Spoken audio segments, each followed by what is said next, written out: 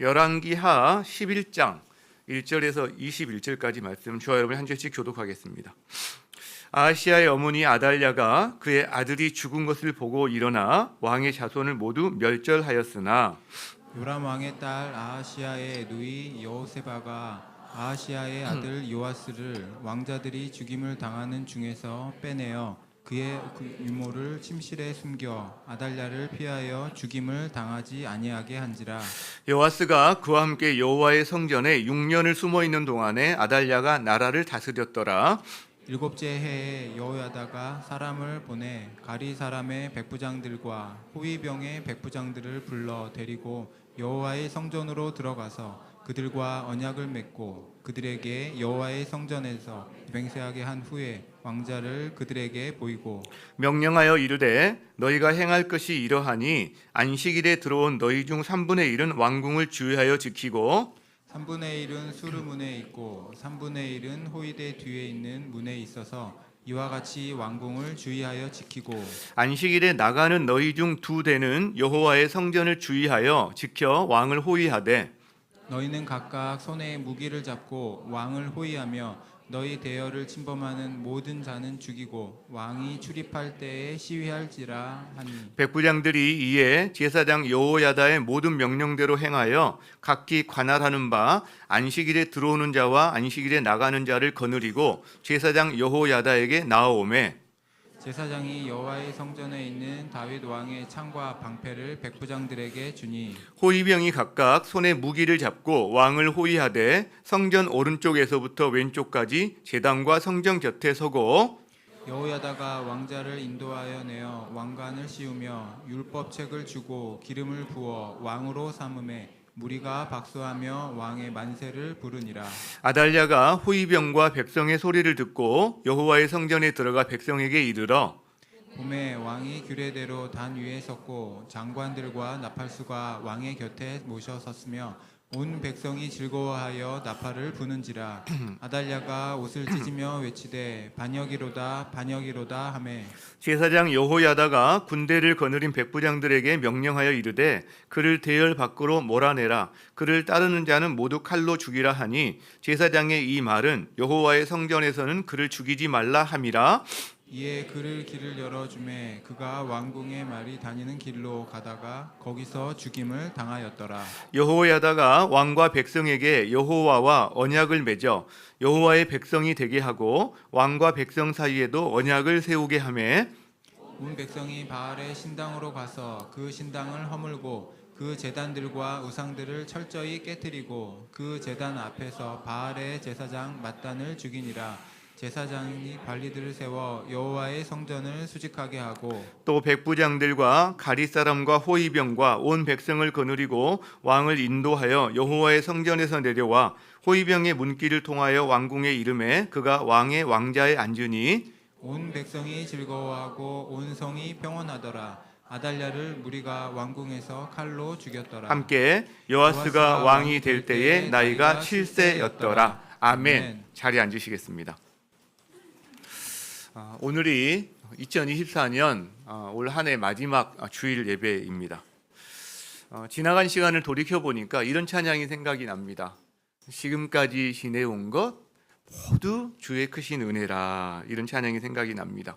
정말 무더위를 우리가 지내왔고요. 또 경기 침체와 같은 위기 상황들 여러 일들을 우리가 지내왔는데 하나님께서 저희들을 보호해 주시고 지켜주셨다. 이런 생각들을 하게 됩니다.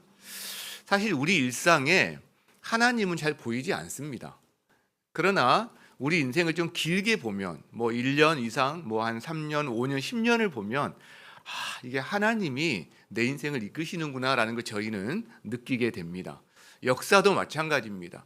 현재 역사를 보면 뭔가 영향력 있는 어떤 사람들에 의해서 이 역사가 움직이는 것 같아 보이지만 그러나 조금만 이 역사를 길게 보면 거기에 하나님이 일하고 계시다는 사실을 우리는 금방 알아차립니다.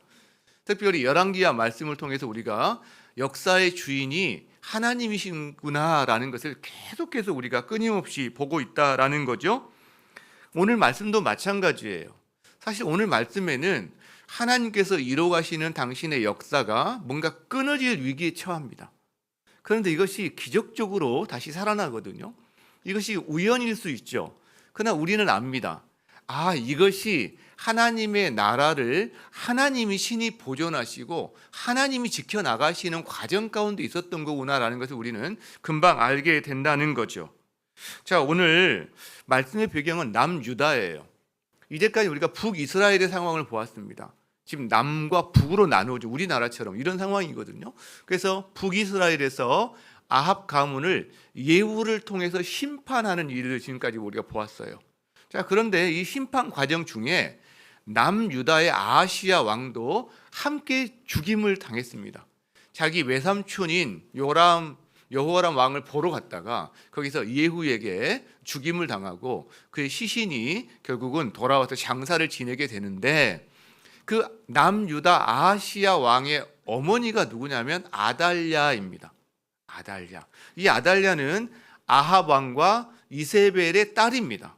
근데 이제 이 남유다 왕의 왕비가 되어서 결혼을 통해서 왕비가 되어 있던 상황이었고, 이제 그의 아들인 아하시야가 왕이었을 때 죽임을 당하고 온 거죠.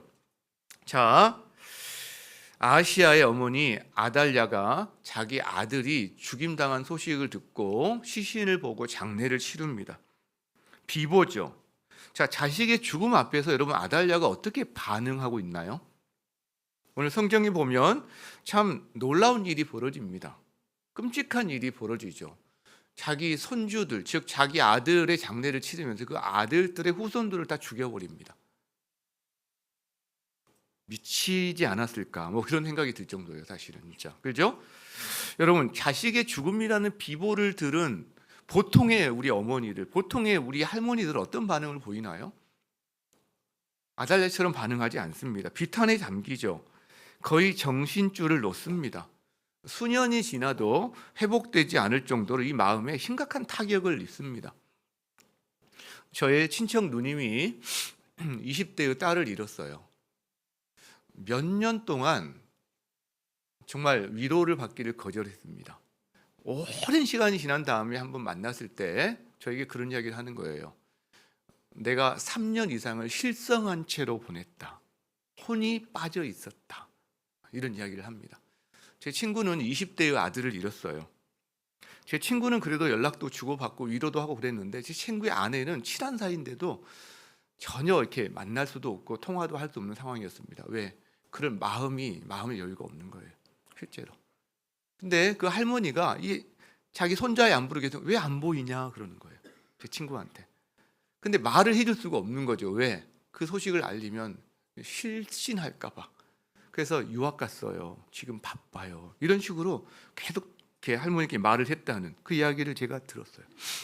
여러분, 이것이 우리 보통 엄마들, 보통 할머니들의 어떤 정상적인 반응 아닙니까? 근데 아달랴는 어떻게 하고 있나요? 자기 아들을 잃었는데 그 아들의 자식들을, 손자들, 손자, 손녀들이겠죠. 손주들을 다 멸절시키고 있어요. 멸절. 왜 그랬을까요? 자기가 왕이 되려고 하는 거죠. 자기가 권력을 잡을 기회가 왔다고 생각하는 거죠. 우리가 쉽게 이렇게 이야기할 수도 있지만, 그럼 왜 왕이 되고 싶어 했을까요? 왜 자기가 권력을 휘두르고 싶어 했을까요? 그 생각을 해보게 됩니다. 저는 한 2가지 정도 우리가 생각할 수 있다고 생각해요. 2가지 정도. 그러니까 왜 왕이 되고 싶었을까? 자기 피부치들을 다 죽이는 폐륜을 저질러 가면서까지 그가 왕이 되어야만 했던, 왕이 되고자 했던 그 마음의 근저에 뭐가 있었을까? 저는 2가지 생각하는데, 하나는 아달랴 안에서, 하나는 아달랴 밖에서 찾아봅니다.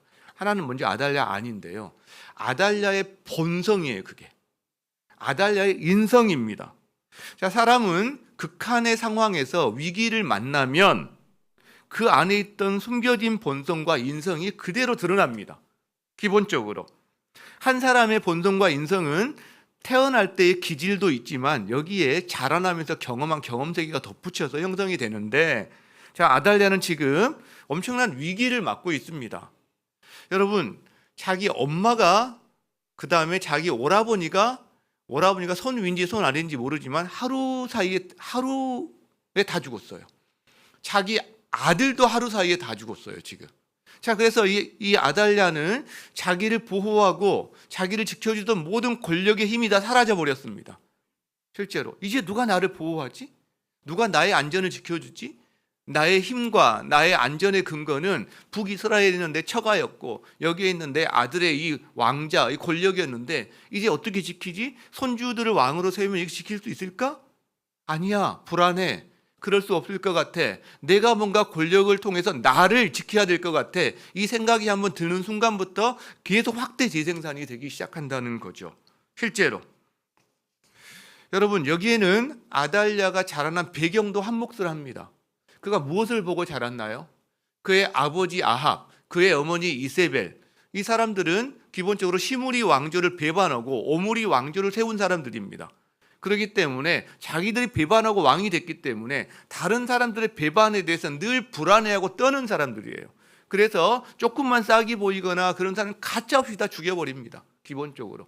피비린내 나는 상황들을 늘 보고 자란 거죠. 자기의 이익과 자기의 안전에 조금만이라도 위협이 된다면 다 죽여서 평정을 시키는 것을 보고 자란 것이 이 아달랴 아닙니까?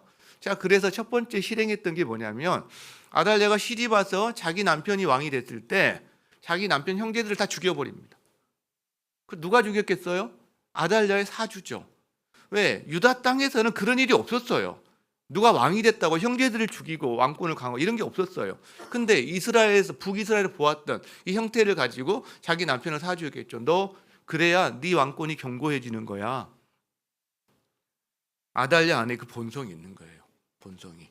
다른 사람을 죽여서 자기의 안전을 도모하는 본성이 있는 거예요. 그러니까 지금 자기가 위기 속에서 코너에 몰렸을 때 손주들까지 멸절시키는 일을 스스럼 없이 할 수 있다는 게 이 아달랴의 본성이 드러난 거죠. 불안감이 자기를 그렇게 하도록 하는 이 이유가 있는 거죠.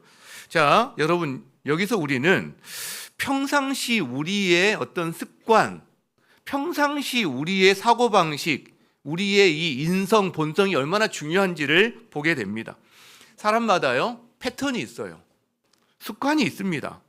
자, 위기 시에는 자기의 본성, 평상시 하지 않지만 숨겨져 있던 본성이 드러나는 대신 뭔가 고상하고 정말 이상적인 그런 사고방식과 행동을 하게 될까요?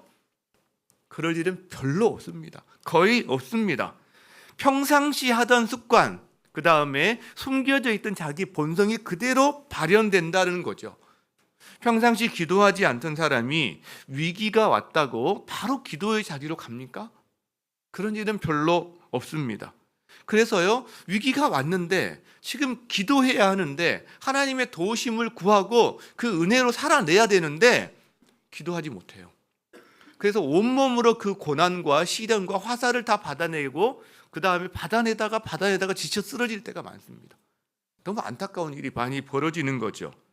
여러분, 그러나 평상시 기도하던 사람은요, 위기가 오면 촉이 옵니다. 아, 무릎 꿇으라는 소리구나. 그냥 하나님 앞에 나아갑니다. 무릎을 꿇어요. 그리고 기도의 자리를 사모합니다. 새벽 기도든 수요 기도회든 목장에서의 기도든 그 다음에 중보기도 요청하는 거, 이런 일들을 합니다. 왜? 이 사람이 이미 경험해 봤거든요. 기도의 불씨가 모으면 기도의 불쏘시개가 서로를 태워준다는 것을, 기도의 장작불이 있을 때 자기 기도가 살아난다는 것을, 그리고 기도할 때 자기가 하나님의 도우심 가운데 일어설 수 있다는 걸 알기 때문에 그렇다는 거예요. 평상시 기도하던 사람이 위기 시에도 기도한다는 거죠. 예배도 마찬가지예요. 예배를, 평상시 주일 예배를, 공적인 예배를 소홀히 하던 사람이 갑자기 위기가 왔다고 개인적인 예배, 공적인 예배에 목숨 거는 일이 벌어집니까? 별로 없다라는 거예요. 예배에 목숨을 걸면 반드시 살아나거든요. 반드시 살아나는데 그 길이 사는 길인데 뻔히 알고도 못해요. 왜? 힘이 없어요. 해봤어야죠. 힘이 없는 거죠. 여러분, 그런데 평상시 그런 주일 예배라든가 우리 수요 예배라든가 목장에서 함께하는 예배라든가 가정 예배라든가 어떤 이런 공적인 예배와 개인적인 삶의 영역에서 예배를 늘 마음에 담고 있었던 사람은요, 위기 시에도 하나님의 임재를 갈망하게 됩니다. 예배의 자리로 더 나아가게 돼서 더 순결해지는 거죠. 마치 불이 금을 단련하듯이 위기와 시련이 자기의 예배의 마음을 단련해서 하나님 앞에 나가는 거죠. 하나님의 임재를 갈구하고 갈망하는 거죠. 그래서 주님의 도우심을 받고 주님의 지혜를 받고 이 일에 대한 분별력을 받고 하면서 그 일을 헤쳐나가는 것을 경험하게 되는 거죠. 우리 안에 있는 본성, 우리 안에 있는 인성, 이런 것들, 습관 이런 것들이 평상시 우리가 하나님 앞에서 어떻게 살아가는가가 결국 위기에도 드러난다는 것을 우리에게 분명히 보여주는 한 사건이다 싶어요. 자, 이게 첫 번째 바로 아달랴가 왕이 되고 싶어하던 그 깊은 이유 중에 하나가 자기 안에 있는 어떤 이런 본성과 불안으로 말미암는 탐욕과 권력욕이었다면, 두 번째는 아달랴 밖에 있다고 그랬죠. 이게 뭐냐면 아달랴가 도구가 되는 거예요. 도구. 자, 우리는 자기가 알든 알지 못하든 우리는 도구로 사용이 되기도 합니다. 어떤 상황에서 선한 도구로 사용되기도 합니다. 그래서 의의 병기가 되는 거죠.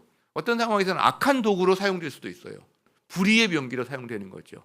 이 의의 병기는 주로 사람을 살리는 일에 사용됩니다. 사랑과 선행을 격려하는 쪽으로 나타나게 돼요. 불의의 병기는요, 사람을 죽이는 일로, 그리고 사랑과 선행을 짓밟는 걸로 나타나게 됩니다. 이게 사실은 행동도 있지만 말로도 이게 일어난 일들이거든요. 자, 그런데 이 의의 병기는 하나님의 뜻이 이 땅 가운데 이루어지는데 자신이 사용되는 거거든요. 불의의 병기는요, 하나님의 뜻을 방해하는 데 사용되는 게 불의의 병기로 사용되는 건데, 아달랴는요, 자기 안에 있는 불안과 이 본성으로 말미암는 탐욕으로 말미암아 손주들을 멸절시켰지만, 맞아요. 근데 여기에는 중요한 자기도 모르는 영적인 의미가 있다는 거예요. 뭐냐면 사단이 아달랴를 통해서 하나님께서 이루어 가시는 하나님의 뜻을 방해하고 그 다음에 그것을 막아서는 일에 아달랴를 도구로 사용하고 있다는 거예요. 그게 뭐냐면 다윗의 언약을 깨뜨리는 겁니다. 하나님이 나단 선지자를 통해서 다윗에게 언약을 주시거든요. 네 몸에서 왕위가 영원할 것이다. 자, 그래서 이 언약을 주시기 때문에 북이스라엘에서는 역성혁명을 통해서 왕조가 여러 번 바뀝니다. 피비린내가 진동을 합니다. 근데 남유다는요, 다윗의 다 씨로만 왕들이 일어납니다. 근데 모든 왕이 다 선한 왕은 아니거든요. 악한 왕도 있음에도 불구하고 하나님이 다윗과의 언약을 통해서 지키시기 때문에 이 왕들이 보존이 됩니다. 자, 그 말씀이 열왕기하 8장 19절에 나오거든요. 자, 여호와께서 그의 종 다윗을 위하여 유다 멸하기를 즐겨하지 아니하셨으니, 저 말이 바로 그 말이에요. 유다에 악한 왕들이 있어요. 막 우상 숭배를 하고 하나님을 멸시하고. 근데 그런 상황에서도 하나님께서 유다를 멸하기를 즐겨하지 아니하신 이유가 뭐냐면 그의 종 다윗과의 언약을 기억해서라는 거죠. 그래서 이는 그와 그의 자손에게, 다윗과 그의 자손에게 항상 등불을, 영원한 왕위를 주겠다고 이미 말씀하셨다, 약속하셨기 때문이다라는 거죠. 이게 다윗 언약이거든요. 자, 그런데 이 다윗 언약은 단순히 다윗의 후손이 대를 이어서 계속 유다의 왕이 된다라는 것뿐만 아니라 더 나아가서는 다윗의 후손으로 오실 그리스도, 즉 메시아를 통해서 이 땅에 영원한 왕, 우주의 왕을 세우시겠다는 이 언약과 연결이 됩니다. 실제로. 그런데 이 다윗 언약이 지금 깨질 위기에 있다는 거예요. 아달랴가 어떻게 하죠? 다윗의 씨를 다 지금 말려버리고 있다는 거예요. 다 죽여버리고 있다는 거예요. 그러니까 이 아달랴의 계책이 성공한다면 다윗의 언약은 깨지게 됩니다. 그 다음에 다윗의 씨로 오실 그리스도의 대는 끊어지게 되는 거예요. 하나님의 역사, 하나님의 뜻이 이루어지는 과정 가운데, 하나님 나라가 세워지는 과정 가운데 사단이 아달랴를 통해서 지금 도전하고 이것을 깨뜨리는 일을 하고 있다라는 거죠. 아달랴는 사단의 손에 놀아나고 있다는 거예요. 자기 자신의 탐욕과 사단의 충동질, 이 사이가 함께 지금 이루어진 이 일이 바로 아달랴의 일이다라는 거죠. 이런 사탄의 계략은 거의 성공한 듯 했습니다. 막강한 권력으로 순식간에 다윗의 후손도 씨를 말려버리기 시작했거든요. 자, 그럼 이제 하나님의 언약은 깨어지는 겁니까? 하나님께 세워하시는 하나님의 나라는 이제 거기서 끝나는 겁니까? 아닙니다. 반전이 있죠. 반전. 자, 성경에 이렇게 기록합니다. 아달랴가 왕의 자손을 모두 멸절하였으나, 이렇게 나와요. 자, 이 말은 이런 거죠. 아달랴가 왕의 자손을 모두 멸절하였다. 그러나가 있는 거예요. 그러나 여호세바가 요아스를 그 죽임 당한 중에서 건져냈다. 이런 말을 하거든요. 여러분, 여기 나온 여호세바는 아하시아, 그 죽은 아하시아 왕의 누이입니다. 그러니까 요아스의 고모입니다. 요아스의 고모가, 할머니가 지금 손자를 죽이려는 상황에서 이 고모가 이 조카를 구출해 내는 거예요. 근데 이 여호세바가 아달랴의 친딸인지 아닌지는 제가 아무리 이렇게 찾아보고 해도요, 저도 궁금하고 그래서 근데 모르겠어요. 워낙 견해가 갈리고 진짜 이건 잘 모르겠어요. 근데 만약에 친딸이라고 하면요, 자기 엄마가 하는 행동에 대해서 반기를 들고 조카를 보호해 주는 거기 때문에 얼마나 대단한 거, 놀라운 일인 거죠. 근데 친딸이 아니라고 하면요, 배달은 어떤 그런 친딸이 아니라고 한다면 자기 목숨을 건 일이거든요.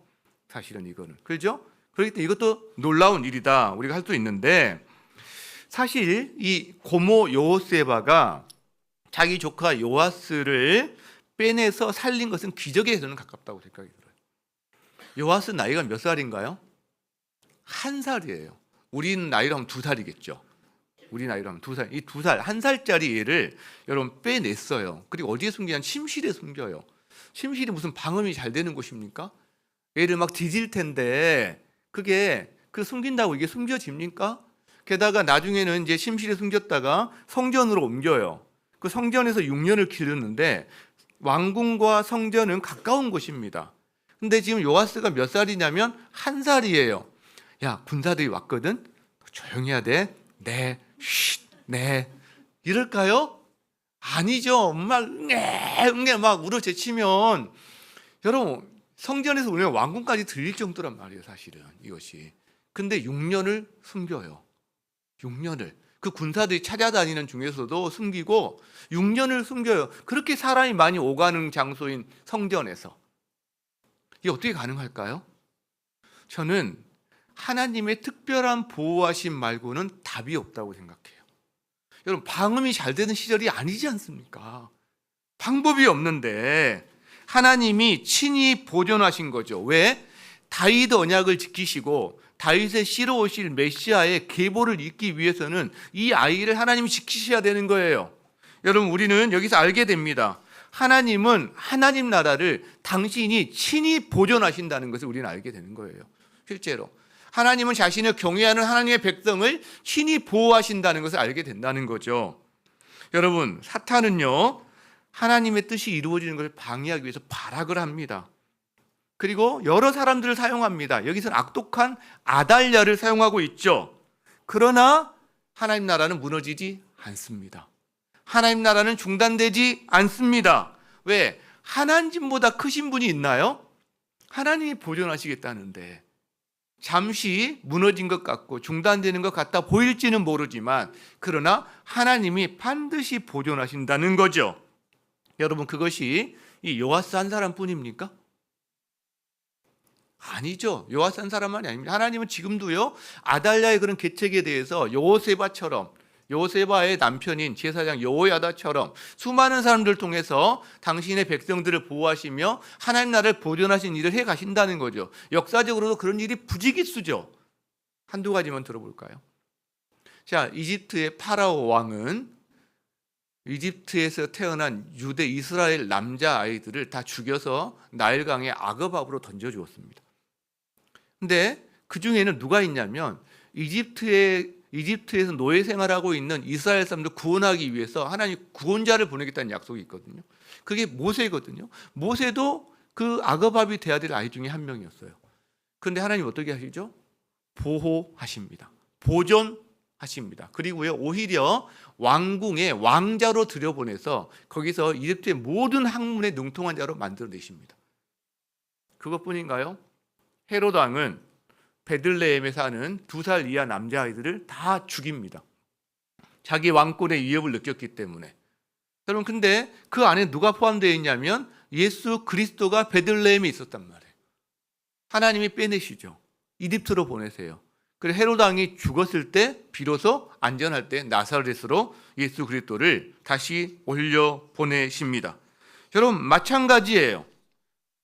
어느 시절에나 하나님께서 사탄의 하수인이 되어서 하나님의 계획을 방해하고 하나님의 사람들을 해치려는 사람들에 대해서 하나님께서 당신의 나라를 친히 보존하신 일들을 하나님이 친히 해오셨다는 거죠. 여러분, 지금도 하나님은 그 일을 하고 계십니다. 믿으십니까? 지금도 하나님은 하나님의 백성들, 하나님을 경외하는 자들을 지금도 보존하시며 지키시는 줄 믿습니다. 여러분, 교회도 마찬가지예요. 교회요, 우리가 우습게 볼 수 있지만, 세상 사람들이 교회를 멸시할 수 있지만, 여러분, 하나님의 최우선 관심사가 어디인 줄 아세요? 하나님의 자녀들과 교회들입니다. 여러분의 최우선 관심사가 눈이 어디에 가 있습니까? 우리 자녀에게 가 있는 것처럼 하나님의 눈이 어디에 가 있습니까? 하나님을 경외하는 하나님의 자녀들인 여러분들, 그리고 이 땅에 하나님의 대리 통치기구로 세우신, 대리 행정부로 세우신 교회에 하나님의 관심이 가 있다는 거죠. 그래서 교회는 갈대처럼 약해 보일 때도 있어요. 세상 사람들이 조롱할 때도 있습니다. 갈대처럼 약한 건 맞지만 갈대처럼 약한 것이 아니라 사실은 순결한 거고요. 하나님이 보호하신다면 이건 아무도 꺾을 수 없는 기관이고 그런 하나님의 존귀한 공동체가 된다는 게 바로 이 교회라는 거죠. 사실은 세상은 어두워요. 이 어둠 가운데 여러분, 빛이 어디에 있습니까? 소망이 어디에 있습니까? 바로 하나님을 경외하는 하나님의 백성들이 빛이요 소망이요, 그들이 모여있는 하나님이 기뻐하시는 교회가 바로 이 어두운 세상에 소망이 되고 빛이 되는 줄 믿습니다. 교회를 절대 함부로 대해서는 안 된다라는 거죠. 교회를 멸시하고 교회를 조롱하는 사람들, 하나님께서 가만두지 않으시는 거죠. 기본적으로 그들은 교회를 통해서만 하나님을 만날 수 있는 바로 신앙의 어머니와 같은 역할이 교회이기 때문에 그렇다는 거예요. 한국 교회가 어려운 가운데 있지만, 그러나 하나님은 이 교회도 친히 보존하시며 지켜가고 계시고 우리도 그 안에 있는 사람들이다라는 인식이 우리한테 필요하다는 겁니다. 그렇다면 오늘 이 아달랴를 보면서 또 반대편에 있는 여호세바와 여호야다를 보면서 우리는 한번 생각해 보게 됩니다. 나는 불의의 병기로 하나님께 사용되는 사람인가? 의의 병기로 사용되는 사람인가? 나는 하나님의 뜻을 이루는 일에 내가 방해자가 되고 있나? 하나님의 뜻을 이루는 일에 내가 같이 그 일에 함께하고 있나? 여러분, 우리가 한번 이걸 돌아볼 필요가 있어요. 여러분, 어떤 역할을 맡고 싶으세요? 어떤 사람으로 살고 싶으세요? 이 질문은 너무 어리석은 질문이죠. 우리 중에 아무도 아달랴처럼, 헤롯 대왕처럼 우리가 뭔가 하나님을 대적하고 사단의 손에 들린 불의의 병기로 사용되기를 원하는 사람은 우리 가운데 단 한 명도 없을 거기 때문에 그렇다라고 하는 거죠. 자, 오히려 우리는 요아스를 살린 여호세바처럼, 여호야다처럼 뭔가 하나님의 역사에 하나님의 나라를 세워가는 일에 우리도 사용되는 사람이 되고 싶어 한다는 거죠. 그렇다면 이 두 사람 차이가 뭔지를 한번 살펴봄으로 말미암아 우리가 처한 현실에서 우리가 어떤 선택을 할 수 있는지를 살펴볼 수 있는 기회가 될 수 있지 않을까, 이런 생각을 하게 되는데, 자 보세요.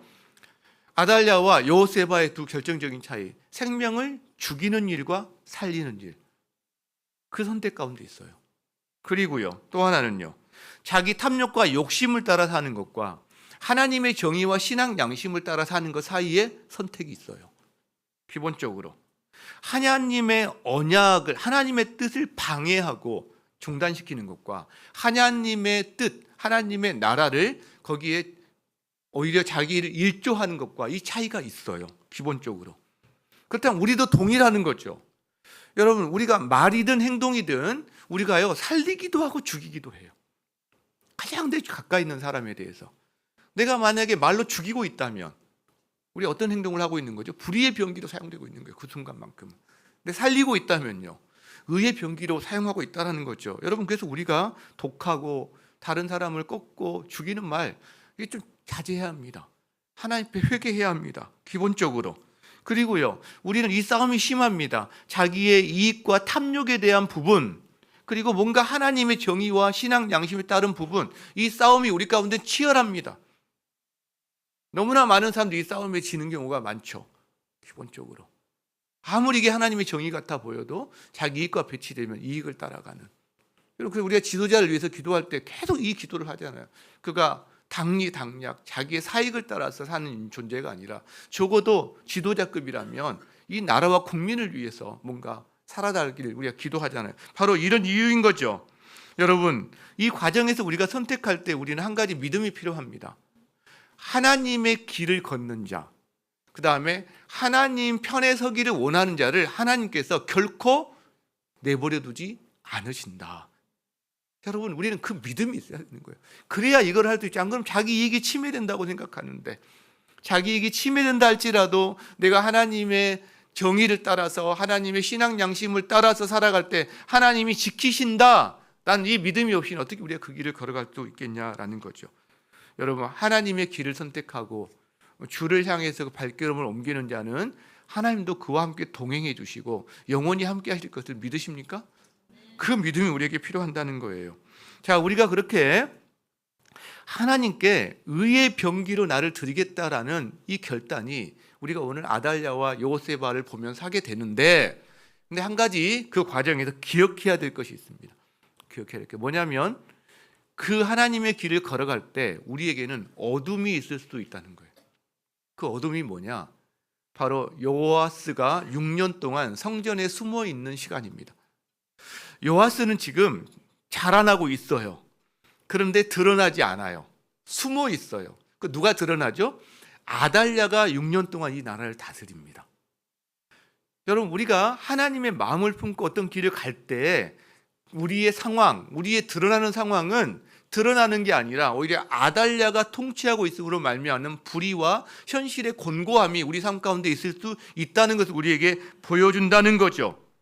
여러분, 6년 동안 아달랴가 나라를 다스릴 때 그 나라가 정상이었을까요?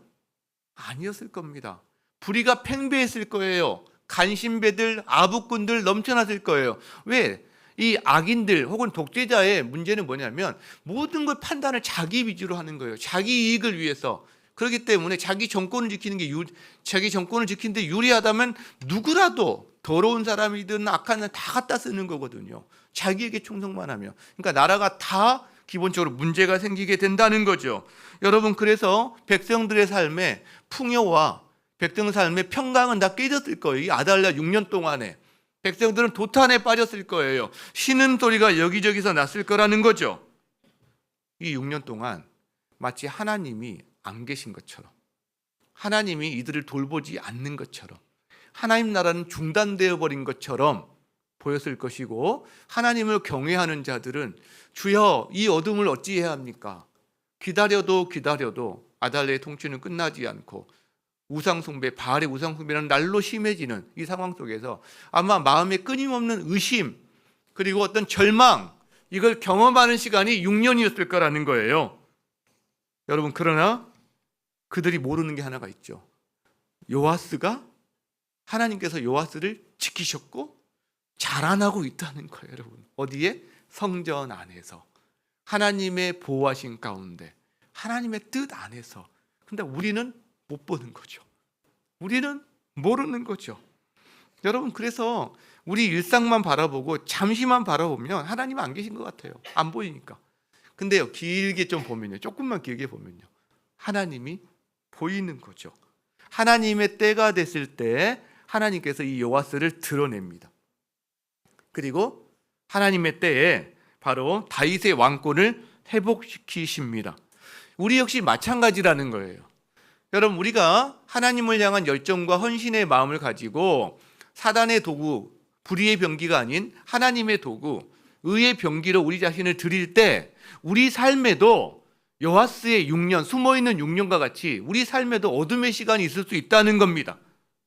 우리가 하나님의 정의의 길을 간다고 그래서, 신앙 양심을 따라간다고 그래서 모든 것이 내 길에 햇살이 비춰지고 산들바람이 불어주는 것은 아닐 수 있다는 거예요. 잠시 동안. 근데 이 6년의 시간이 어떤 사람에게는 뭐 몇 개월일 수도 있고 또 더 몇 긴 시간일 수도 있지만 결코 쉽지 않은 시간이다라는 거죠. 여러분, 그래서 우리가 하나님이 이 모든 것의 주관자시고 나를 결코 버리지 아니한다는 이 믿음이 우리에게 필요하다는 거죠. 이 인내가 필요하다는 거죠. 오히려 이 시간이 요아스가 자라나고 있는 시간이고 하나님의 때를 예비하시는 시간이다라는 이 믿음과 이걸 기쁘게 받아들이는 것이 우리한테 필요하다라는 거죠. 자, 6년의 암흑 같은 시간이 흘러갑니다. 그리고 그 다음에 어떤 일이 일어난지 아세요? 그 다음에, 자, 이 6년의 시간 동안 아달랴와 그의 무리들은 자신들의 세상이라고 생각했을 거예요. 완전히 자기들 마음대로 다 했을 거예요. 그러나 밤이 깊을수록 새벽은 가까이 와 있습니다. 어느 순간 새벽이 옵니다. 어느 순간 하나님의 정의가 작동하는 드러난 시간이 옵니다. 여러분 바로 여기서는 7년째에 그것이 옵니다. 요아스의 고모부가 제사장 여호야다예요. 이 제사장 여호야다가 바로 이 불순종 백성들의 도탄에 빠진 시간을 뒤집어 엎고자 바로 그가 일어섭니다. 나라와 백성을 위해서 용병들을, 아마 이스라엘 군대는 이미 아달랴의 손에 넘어간 상황이기 때문에 용병들을 통해서, 성전 경비병들을 통해서 그가 그들을 다윗의 창과 방패로 무장시킵니다.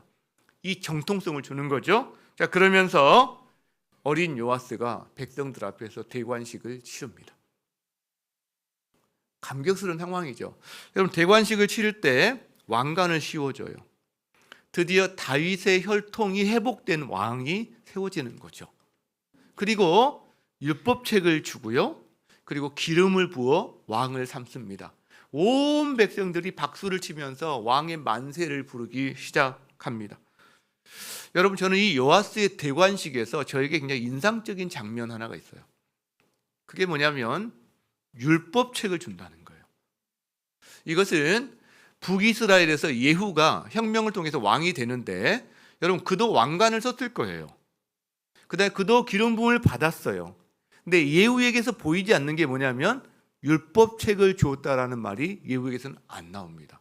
근데 요아스에게서는 이 율법책을 주었다라는 표현이 나오고요. 이어서 이 결과로 언약을 맺게 했다라는 말이 나와요. 이 율법책과 언약. 그래서 여호와와 왕과 백성들이 언약을 맺게 하고, 왕과 백성들이 언약을 맺게 하고, 이 언약의 결과로 모든 바알 우상들을 깨뜨리는 일이 벌어지기 시작합니다. 여러분, 이게 저는 굉장히 인상적이에요. 율법책 그리고 언약. 여러분, 하나님이 기뻐하시는 개혁이 어떤 모습일까요? 하나님이 기뻐하시는 회복이 어떤 모습일까요? 그것이 바로 율법의 회복이고 언약의 회복이라는 것을 우리에게 보여준다라는 거예요. 예후 때는 보이지 않던 부분입니다. 생각해 보세요. 악한 지도자가 있어요. 아달랴가. 악한 지도자가 물러난다고 그 땅에 온전한 회복이 일어날까요? 아닙니다. 하나님의 말씀이 기준이 되어야 그 땅에 하나님의 정의가 세워지고 회복이 일어난다라는 거죠. 여러분, 하나님과의 관계가 회복되어야 갈갈이 찢겨진 모든 백성들의 마음이 하나가 될 수 있다라는 거예요. 여러분, 그래서 이 율법책은 말씀을 의미하잖아요. 그러니까 율법책을 통해서 우리가 볼 수 있는 것은 말씀의 회복입니다. 말씀의 회복. 즉 말씀의 회복이 진정한 회복을 가져온다는 거예요. 하나님이 기뻐하시는 개혁을 가져온다는 거죠. 또 하나, 언약은요. 언약을 통해서 관계가 회복되는 거거든요. 이 관계를 회복을 통해서 하는 일이 뭐예요? 우상을 타파합니다. 그 말은 하나님을 향해서 예배한다는 말이에요. 즉 언약이 회복된 것에 가장 중요한 요소 중에 하나가 예배가, 하나님을 향한 진정한 예배가 회복된다는 겁니다. 여러분, 그래서 오늘 이 말씀은 우리에게 뭘 보여주느냐? 말씀의 회복과 진정한 예배의 회복이 하나님이 진정 기뻐하시는 회복의 근원이 된다라는 거예요. 여러분, 그래서 우리가 우리 안에 말씀이 회복될 때, 우리 안에 예배가 회복될 때 우리 안에 있는 우상들이 깨어지고 모든 악한 것들이 소멸되면서 말씀이 기준이 되고 하나님과의 관계가 회복이 되고 우리 삶이 회복되기 시작하고 사회가 회복되고 나라가 회복된다라는 거예요. 거기에 하나님의 정의가 세워진다는 것을 우리에게 보여준다는 겁니다. 이제 곧 새해죠. 오늘 간지로 2025년 플래닝 해보자라는 주제로 간지를 드렸어요. 여러분, 그래서 영적인 부분에서 우리가 말씀의 회복과 예배의 회복을 하나님 앞에서 여러분 꿈꾸면서 소망하면서, 하나님, 제가 이 말씀의 회복을 위해서 한번 주님 앞에서 한 해 동안 어디에 초점을 좀 맞춰야 될까요? 예배의 회복을 위해서 제가 주님 앞에 어떤 하나님 제가 초점을 좀 맞춰봐야 될까요? 주중에 한 번이라도 더 나와서 예배할 수 있다면 개인적인 예배도 필요하고 공적인 예배도 필요하고 이런 걸 우리가 하나님 앞에 할 수 있다는 거죠. 2025년은 결코 만만치 않은 시간이 될 것 같아요. 작년에 겪었던 엄청난 더위, 기후위기, 우리가 그 이상을 겪게 될 가능성도 있죠. 근데 단순히 기후위기만이 문제가 아니라 지금 환율 보세요, 여러분.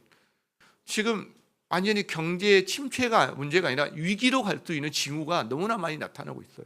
근데 그거를 온 국민이 하나가 돼 극복해도 극복할까 말까 할 텐데 정치로 말미암아 지금 온갖 분열이 일어나고 있죠. 여러분 정말 심각한 상황이에요. 심각한 상황이 저는 걱정이 돼요. 우리 성도들의 삶이 이것 때문에 얼마나 갈갈이 찢길까 걱정이 돼요. 기도하게 돼요. 여러분 이 상황에서 우리의 소망이 어디에 있습니까? 이 상황에서 여러분 가정의 안전이 어디에 있습니까? 기본적으로 오직 하나님에게 있지 않습니까? 여러분 하나님이 우리 가정을 지켜주셔야 우리가 살 수 있는 거지. 내가 통장의 잔고가 조금 더 늘어난다고 이 상황을 온전히 이겨낼 수 있을까요? 아닐 수 있다는 거죠. 여러분 우리의 소망은 주님이십니다. 우리의 안전도 주님께 있습니다. 아달랴처럼 내가 권력을 잡는다고 자기 안전이 지켜지는 게 아니라는 거죠. 여러분 우리는 회복이 필요해요. 어떤 회복이 근데 먼저 돼야 될까요? 말씀의 회복이 먼저 돼야 돼요. 예배의 회복이 먼저 되어야 돼요. 여러분 개인적으로, 여러분 가정에서, 이 교회적으로도 하나님 우리가 예배의 회복, 말씀의 회복이 우리 가운데 일어나기를 원합니다. 성령의 은혜와 지혜를 구하는 이 연말연시가 우리 가운데 되어지기를 바란다는 거죠. 여러분 왜 그러느냐? 말씀이 회복되고 예배가 회복된 그 결과가 뭔지 아세요? 결과가 우리가 진짜 바라는 거거든요. 자, 20절 말씀을 봅시다. 20절 말씀 같이 한번 한 목소리 읽어보겠습니다. 시작. 온 백성이 즐거워하고 온 성이 평안하더라. 지금은요 온 백성이 불안해합니다. 온 성이 떠들썩합니다. 갈갈이 찢겨져 있습니다. 우리 상황이 지금 그래요. 여러분 아달랴가 집권하던 6년의 시간 동안이 바로 그런 시간이었어요. 백성들이 신음하고 온 백성들이 신음하고 온 성이 그 다음에 도탄에 빠진 그런 시간들이었어요. 그런데 갑자기 온 성이 즐거워합니다. 온 백성이 즐거워하고 온 성이 평온해집니다. 어떻게 이게 됐나요? 아달랴가 물러났기 때문이죠. 맞죠? 왜 대답을 안 하세요? 아달랴가 물러난 것은 필수 조건이에요. 그러나 아달랴가 물러난다고 백성이 즐거워하고 온 성이 평온해지는 건 아닙니다. 뭐가 돼야 되는 거죠? 말씀이 회복되고 예배가 회복되고 하나님과의 관계가 회복되어서 모든 게 자리를 잡아갈 때 즐거워하고 평온함이 생긴다는 거죠. 여러분 진정한 즐거움과 평온은요 하나님과의 관계에 기인합니다.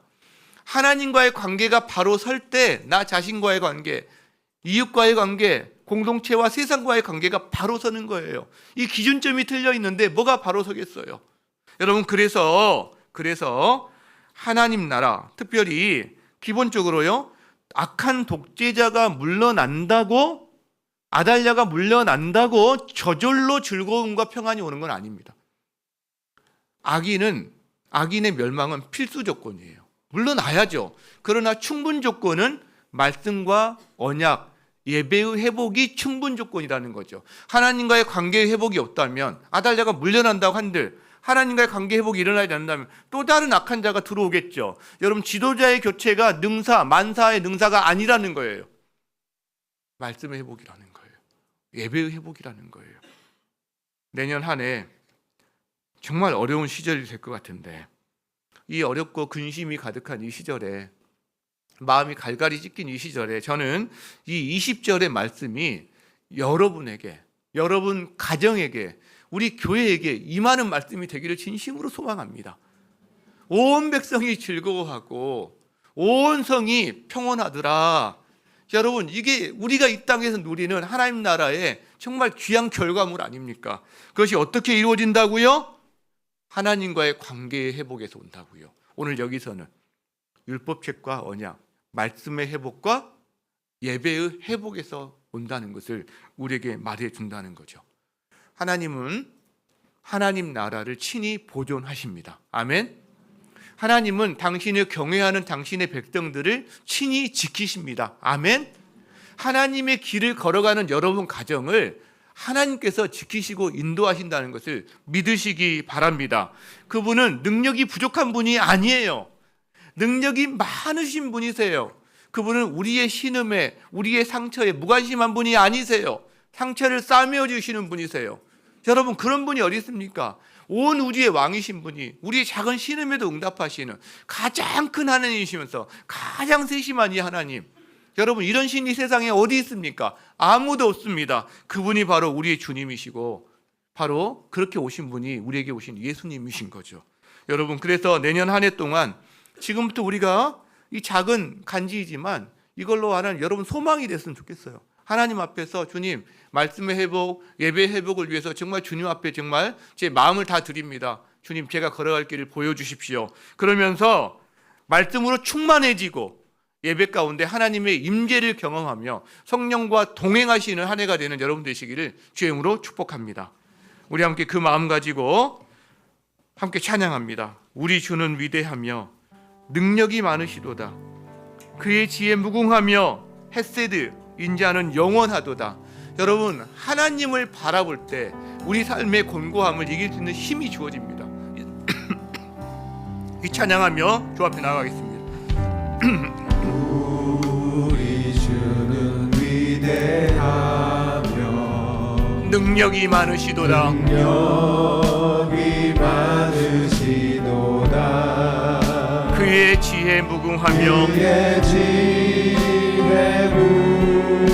무궁하며 인자는 영원하도다. 자는 영원하도다. 상한 자들 고치십니다. 상한 자를 고치시 우리의 상처를 싸매어 주십니다. 상처를 싸매시도다. 온 우주의 별들을 셀 수 있으십니다. 별들의 수를 세시며 이름을 붙이셨도다. 아멘. 그가 구름으로 하늘을 덮으시며 땅을 위하여 준비하시니 예루살렘아 예루살렘아